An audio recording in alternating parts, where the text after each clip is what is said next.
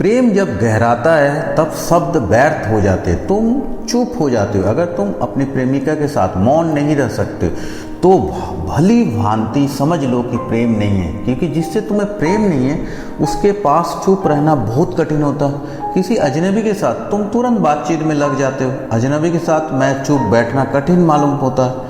चूंकि और कोई दूसरा सेतु नहीं बन पाता, इसलिए तुम भाषा का सेतु निर्मित कर लेते हो। अजनबी के साथ आंतरिक सेतु संभव नहीं है, तुम अपने में बंद हो और वह अपने में बंद है।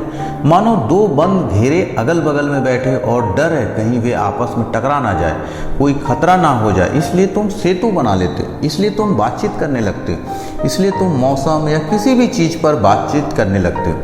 वो कोई भी बेकार की बात हो सकती है, लेकिन उससे तुम्हें एहसास होता है कि तुम जुड़े हो और संवाद चल रहा है। किंतु प्रेमी मौन हो जाते हैं, और जब दो प्रेमी फिर बातचीत करने लग जाए तो समझ लेना कि प्रेम विदा हो चुका है, कि वे फिर अजनबी हो गए। आओ और पति पत्नी को देखो, जब अकेले होते तो वे किसी भी चीज़ के बारे में बातचीत करते रहते और वे दोनों जानते हैं कि बातचीत गैर जरूरी है, लेकिन चुप रहना कठिन है, इसलिए किसी छोटी सी बात पर भी बात किए जाते हैं, लेकिन संवाद चलता है। लेकिन दो प्रेमी मौन हो जाते, भाषा खो जाएगी, क्योंकि भाषा बुद्धि की चीज़ है। शुरुआत तो बच्चे जैसी बातचीत से होगी, लेकिन फिर वह नहीं रहेगा।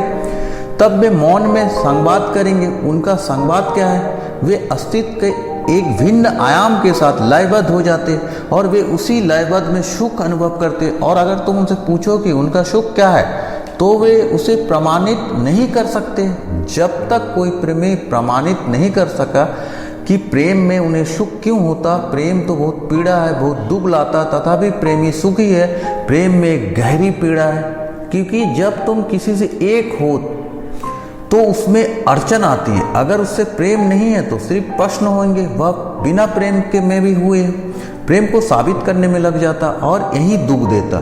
प्रेम में तो दो मन एक हो जाते, ये केवल दो शरीर के एक होने की बात नहीं है, ये दो आत्माओं का मिलन की बात है।